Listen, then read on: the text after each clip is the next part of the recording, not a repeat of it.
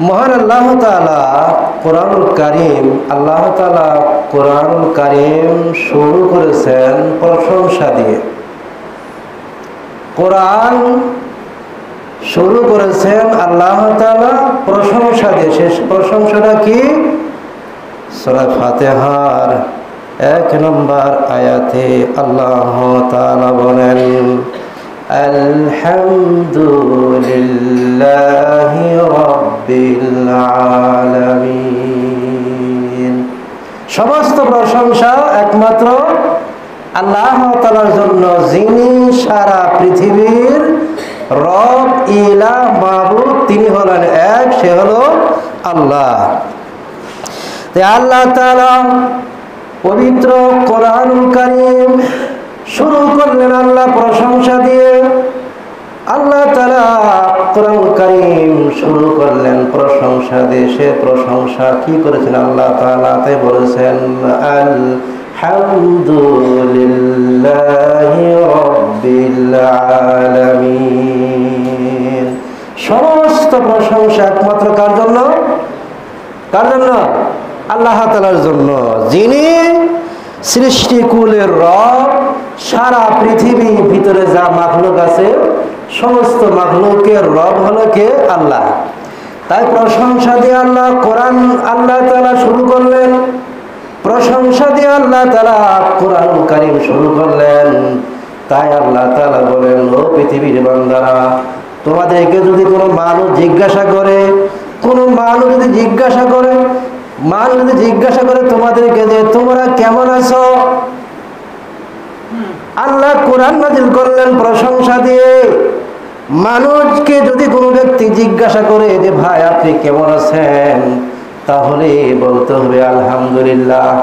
কি বলতে হবে? যখন কি বলতে হবে? আলহামদুলিল্লাহ। জিজ্ঞাসা যদি কেউ করে যে আপনি কেমন আছেন, কি বলবেন? কথা বলেন, আলহামদুলিল্লাহ। এর বিপরীত কোনো বাক্য নাই। যদি রাসূলুল্লাহ সাল্লাল্লাহু আলাইহি ওয়াসাল্লাম বলেন, যদি তুমি অসুস্থ থাকো, তারপর যদি কোনো ব্যক্তি জিজ্ঞাসা করে ভাই কেমন আছেন, তাহলে বলতে হবে আলহামদুলিল্লাহ। রূপ দিল কে? রূপ কে দিছে? আল্লাহ তাআলা রূপ দিলেন। এই জন্য তাই রাসূলুল্লাহ সাল্লাল্লাহু আলাইহি ওয়াসাল্লাম বলেন, দুঃখে থাকলে আলহামদুলিল্লাহ, কষ্টে থাকলেও আলহামদুলিল্লাহ, সুখে থাকলেও আলহামদুলিল্লাহ, মাথা ব্যথা হয়েছে তাও আলহামদুলিল্লাহ, জ্বর হয়েছে জিজ্ঞাসা করলে কেমন আছেন তবু আলহামদুলিল্লাহ। নাকি মনে থাকবে? কেউ জিজ্ঞাসা করলে বলবে ভাই আপনি কেমন আছেন, তাহলে জবাব দিতে হবে আলহামদুলিল্লাহ। সমস্ত প্রশংসা আল্লাহর জন্য। রোগ দিছে তবু এটা আল্লাহ দিয়েছেন, তাও প্রশংসা আল্লাহর জন্য। বিপদে পড়েছেন, এই বিপদ আল্লাহ দিয়েছে, তাও আলহামদুলিল্লাহ। মুসিবতে পড়েছেন, এই মুসিবতে পড়ার পরও আলহামদুলিল্লাহ। কষ্টে থাকেন তারপরও আলহামদুলিল্লাহ, দুঃখে থাকেন তাও আলহামদুলিল্লাহ। যে হালতে যে অবস্থায় থাকেন না কেন, সর্বহালতে কি বলতে হবে? আলহামদুলিল্লাহ। এখন কেউ যদি জিজ্ঞেস করে ভাই আপনি কেমন আছেন, বলে কি যে মোটামুটি আছি।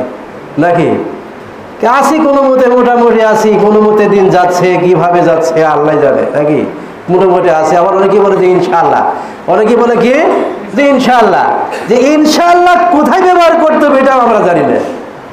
নাকি কেউ যদি বলে যে আজকে বাণিজ্য যেতে হবে, তাহলে বলতে হবে যে ইনশাআল্লাহ যাব। কেউ যদি দাওয়াত দেয়, তারপরে বলবে যে ইনশাআল্লাহ যাওয়ার চেষ্টা করব। ঢাকায় যাবেন, তারপরে বলবেন ইনশাআল্লাহ। এই জায়গায় কথা ব্যবহার করতে হবে। আল্লাহ তাআলা কোরআনুল কারীম আল্লাহ শুরু করছেন প্রশংসা দিয়ে। সে প্রশংসাটা কি আমরা সালাতের মধ্যে বলি আলহামদুলিল্লাহি রাব্বিল আলামিন। সবাই পড়েন আলহামদুলিল্লাহি রাব্বিল আলামিন। সমস্ত প্রশংসা আল্লাহ তাআলার জন্য, যিনি সারা পৃথিবীর একমাত্র রব। অসংখ্য মাখলুকাতের রবকে, মানুষের রবকে আল্লাহ। পৃথিবীতে যা কিছু সৃষ্টি করেছেন সকল কিছুর রব হলেন আল্লাহ তাআলা। এবার প্রশংসা দিয়ে আল্লাহ শুরু করলেন। এরপরে আল্লাহ তাআলা একটা চ্যালেঞ্জ দিয়ে আল্লাহ বলেছেন, ও দুনিয়ার বান্দারা, পৃথিবীতে মানুষেরা বই লেখে, স্কুল কলেজ ইউনিভার্সিটি মাদ্রাসায় বই পড়ে।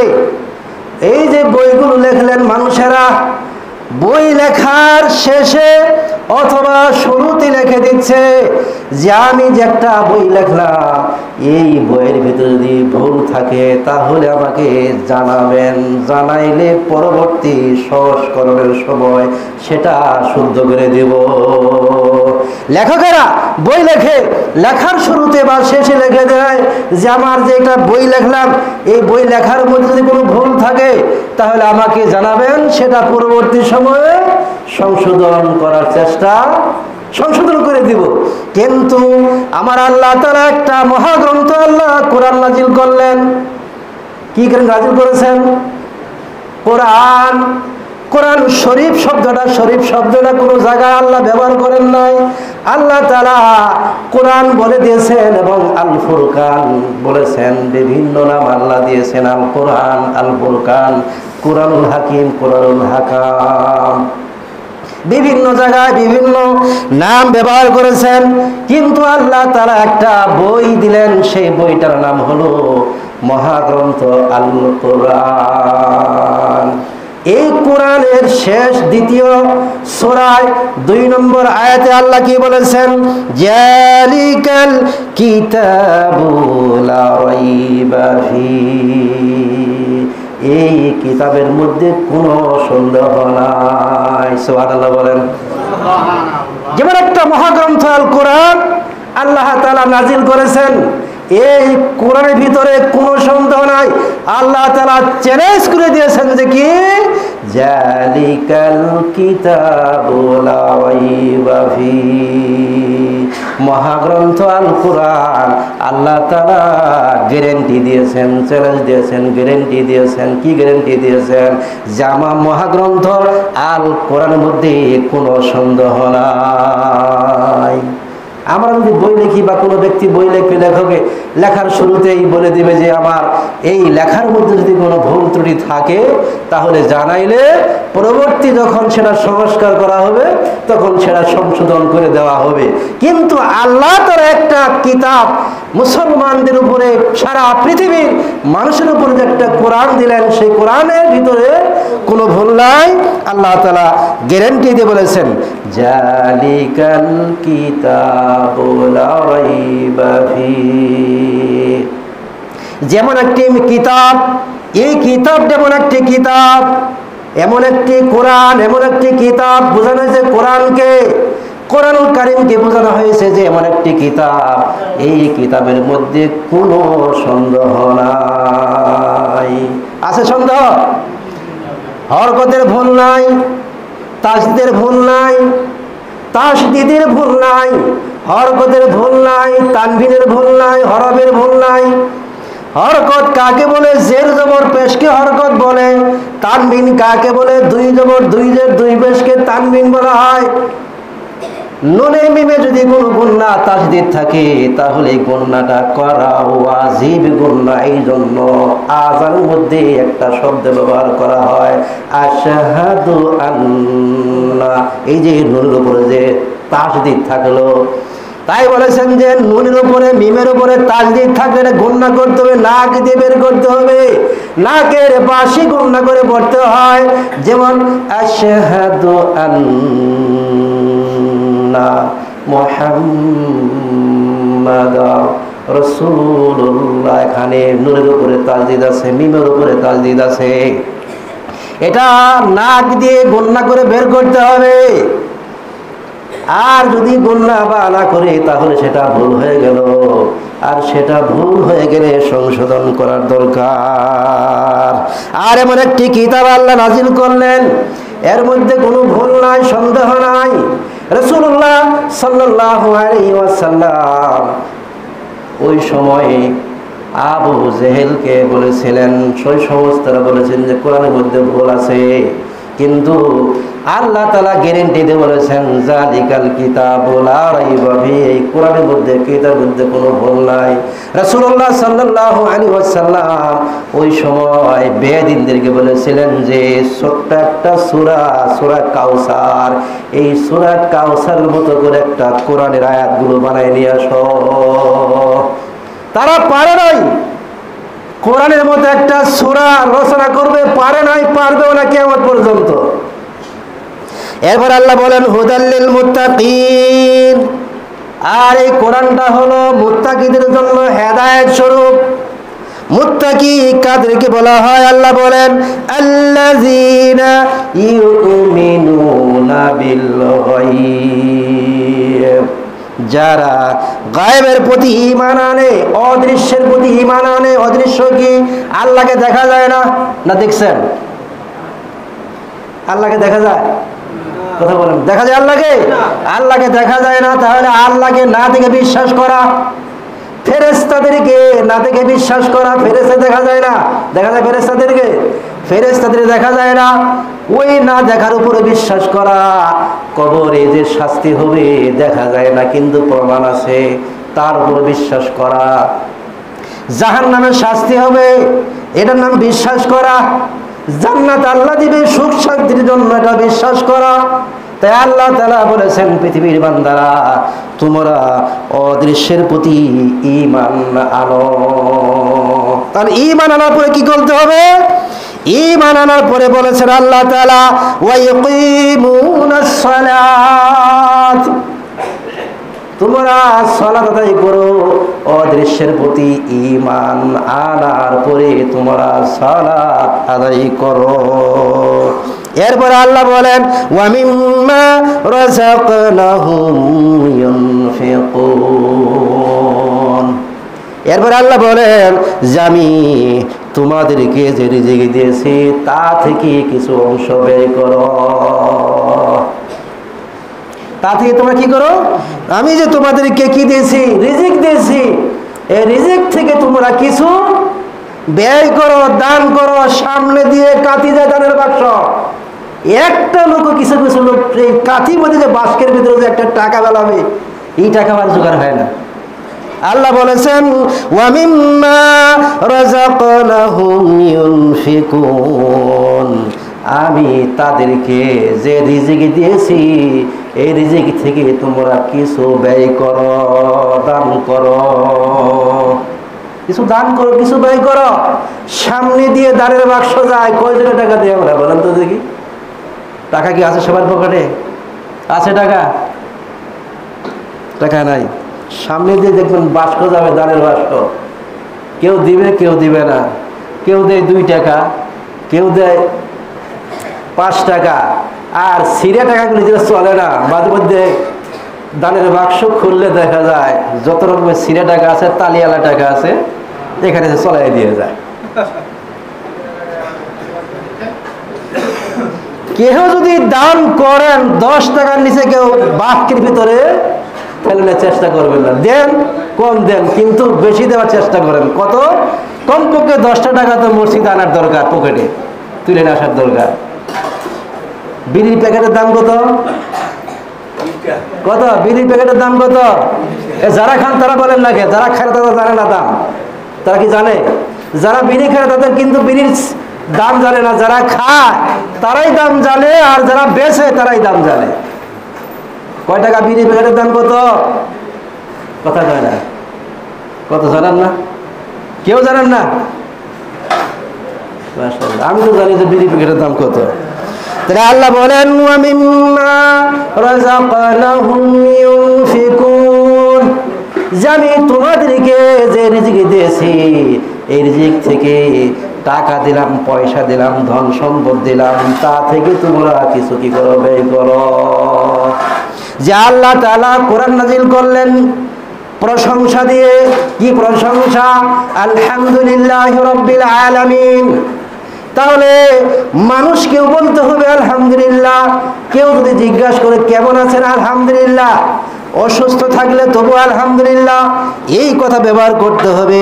এরপরে আল্লাহ কোরআন নাজিল করলেন গ্যারেন্টি দিয়ে, চ্যালেঞ্জ দিয়ে, যে আমার এই কোরআনের ভিতরে কোনো সন্দেহ নাই, এ থেকে ক্ষান্ত হন নাই।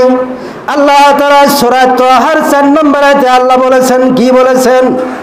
যে মানুষ যদি কোরআনকে জিজ্ঞাসা করে যে কোরআন তুমি কোথায় থেকে অবতীর্ণ হলা, মানুষ যদি কোরআনকে জিজ্ঞাসা করে যে কোরআন তুমি কোথায় ছিলা আর কোথায় থেকে তুমি দুনিয়াতে আসলা, কোরআন জবাব দিবে তানজিলাম মিম্মা খালাকাল আরদা ওয়াস সামাওয়াতিল উলা। কোরআন উত্তর দিবে, যিনি সুউচ্চ আকাশ পৃথিবী সৃষ্টি করেছেন তার নিকট থেকে কোরআনটা নাজিল হয়েছে। সুউচ্চ আকাশ থেকে, আকাশ মণ্ডলী থেকে আল্লাহ তাআলা কোরআন নাজিল করেছেন। আর তাই কোরআন বলেছেন যে আমি কোরআন সুউচ্চ আকাশ থেকে কি করেছি? নাজিল হয়েছি পৃথিবীতে। এরপরে যদি কোনো ব্যক্তি কোরআনকে জিজ্ঞাসা করে যে কোরআন তুমি আকাশ থেকে নাজিল হলা, সুউচ্চ আকাশ থেকে, এরপরে তুমি কোথায় ছিলা, কোরআন জবাব দিবে।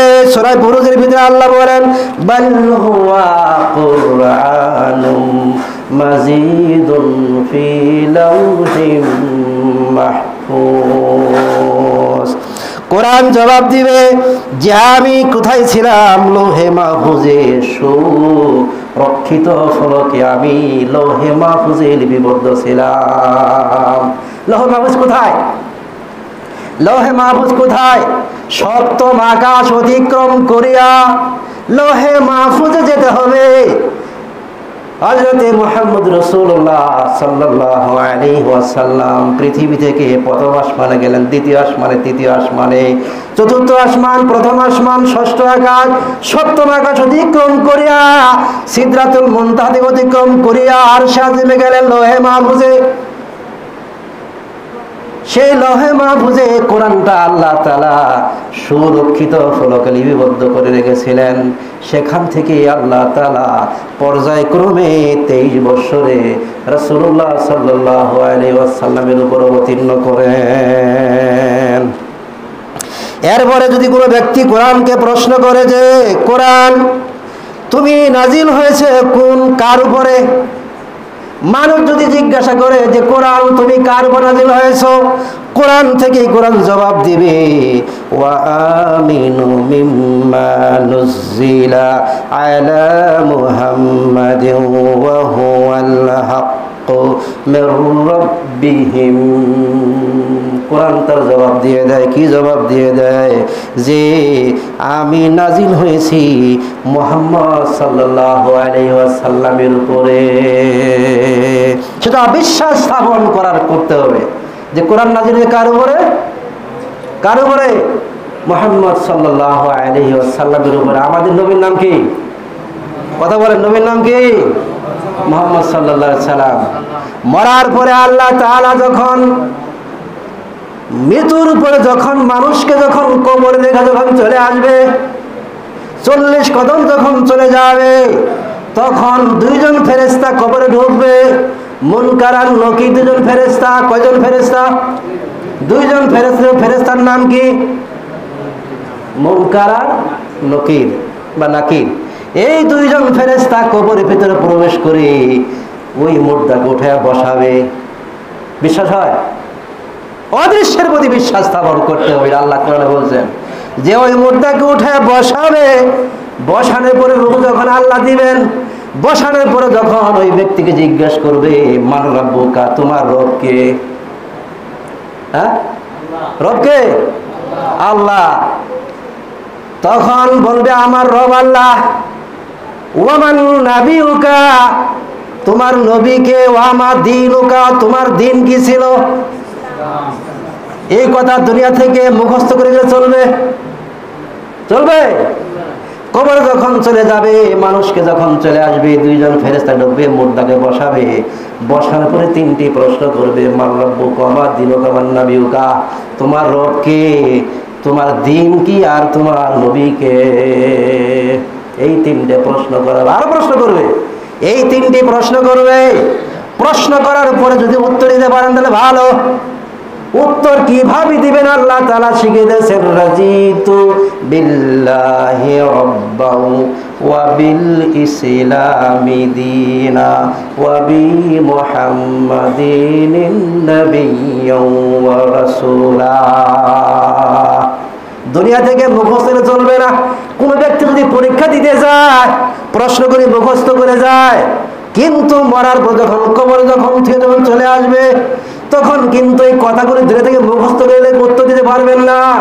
কি উত্তর দিতে পারবেন না? তখন বলতে হবে, ইন্নাল্লাযীনা আমানু ওয়া আমিলুস সালিহাত, যারা ঈমান আনছে, নেক আমল করেছে, সৎ আমল করেছে, এই সৎ আমলের বিনিময়ে এই প্রশ্নের উত্তরগুলি আপনি দিতে পারবেন। যদি সৎ আমল নেক আমল না থাকে তাহলে ওইগুলো ভুলে যাবে। ভুলে যাওয়ার পরে একটা শব্দ আপনার মুখ থেকে বের হয়ে যাবে। কি শব্দ বের হবে? লা আদরি, লা আদরি, আমি জানি না। এ ফেরেশতারা, তোমরা যে জিজ্ঞাসা করছো এই উত্তর তো আমি জানি না, আমি জানি না। যদি আমল না থাকে তাহলে আপনি কি বলবেন? আমি কি বলবো? লা আদরি, লা আদরি, আমি জানি না, জানি না, কিচ্ছু জানি না। তখন ফেরেশতারা লোহার রড দিয়ে যখন পিটান শুরু করবে, পিটা একটা বাড়ি মারার সাথে সাথে মাটির নিচে 70 গজ নিচে চলে যাবে।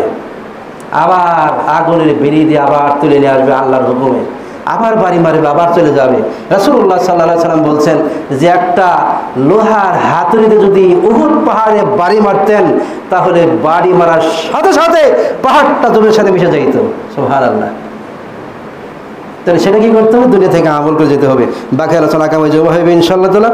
আজকে এই পর্যন্ত সমাপ্ত। আল্লাহ আমাদের প্রত্যেককে কোরআন হাদিসের উপর যেন আমরা আমল করতে পারি, সালাত আমরা আদায় করতে পারি, এবং সামনে দিয়ে দানের বাক্স গেলে কেহ যেন মুক্ত হস্তে যেন না থাকে, সবাই যেন আমরা দান করতে পারি।